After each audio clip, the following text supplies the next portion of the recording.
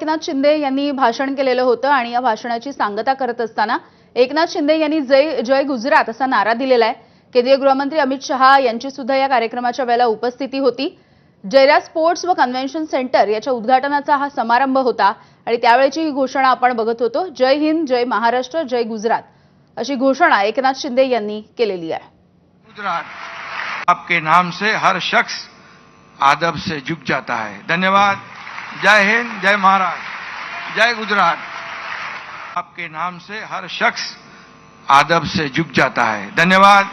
जय हिंद, जय महाराष्ट्र, जय गुजरात। याविषयी बोलत आमचे प्रतिनिधी मंदार गोंजारी आहेत आपल्या सोबत। मंदार, खरं तर आपल्याला जय हिंद आणि जय महाराष्ट्र हे म्हणजे हे ऐकतोय आपण वर्षानुवर्ष, मात्र जय गुजरातचा नारा आज एकनाथ शिंदे यांनी दिलाय। नेमका कसा अर्थ काढायचा याचा आणि काय वेगवेगळे राजकीय अर्थ सुद्धा या घोषणेचे निघू शकतात?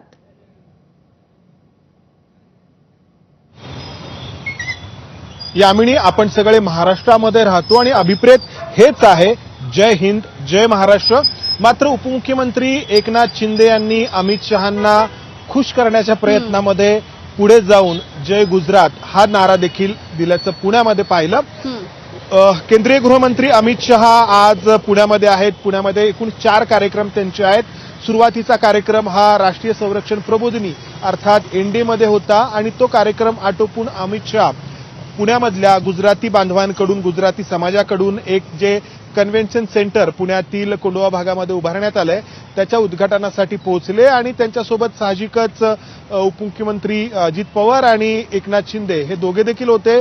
दोघांची भाषणं देखील झाली। मात्र एकनाथ शिंदेंनी त्यांच्या भाषणाच्या दरम्यान आपण पाहिलं अमित शहांचं कौतुक तर केलंच, मात्र त्याही पुढे जाऊन त्यांनी जय हिंद, जय महाराष्ट्र आणि जय गुजरात असा नारा देत त्यांच्या भाषणाचा समारोप केला आणि तोच आता खऱ्या अर्थाने चर्चेचा विषय बनलेला आहे।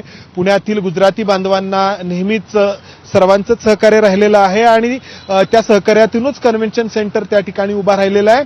त्याचं कौतुकच होते। मात्र जय महाराष्ट्राच्या पुढे जाऊन जय गुजरातचा जो नारा दिलेला आहे एकनाथ शिंदे यांनी, त्याची महाराष्ट्रात नक्कीच चर्चा होणार आहे। कारण आपल्याला महाराष्ट्रामध्ये राहत असताना किंवा गुजरातमध्ये जे कोणी राहतात त्यांना गुजरातमध्ये जय गुजरात हा नारा अभिप्रेत असतो। मात्र महाराष्ट्रामध्ये एकनाथ शिंदे यांनी जो नारा दिलेला आहे आणि खास करून उद्याच्या पार्श्वभूमीवरती जेव्हा 2 ठाकरे बंधू मराठीच्या मुद्द्यावरती एकत्र येत आहेत, या पार्श्वभूमीवरती एकनाथ शिंदे यांच्या या जय गुजरात नाऱ्याची चर्चा होणार आहे।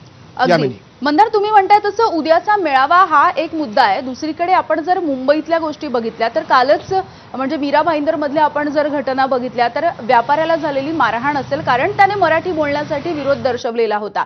मंदार, अगदी काही क्षणांसाठी तुमच्याकडे पुन्हा एकदा येईन मी, मात्र सुरुवातीला आपण किशोरीताई पेडणेकर आपल्या सोबत आहेत, शिवसेनेच्या नेत्या। किशोरीताई, आत्ताच पुण्यामध्ये एक कार्यक्रम झाला जिथे